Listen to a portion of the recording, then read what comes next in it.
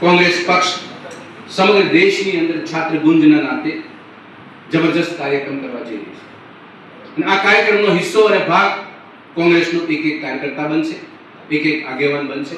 શિક્ષણ પ્રત્યે જે સંવેદના છે, આપ જેવા પ્રબુદ્ધ મીડિયાઓ છો, એ પણ એક પ્રકારનો હિસ્સો છે. તમામ લોકો પોતાના બાળકો માટે બહાર આવશે કે અમારા બાળકોનું ભવિષ્ય બનાવવા માટે ભારતીય જનતા પાર્ટીની સરકાર 10 વર્ષની અંદર 89 પેપર લીક થતા હોય, 40 વખત પરીક્ષાઓ ફેલ થતી હોય, તો આમાં બાળકો કઈ રીતે ભવિષ્ય બનાવશે?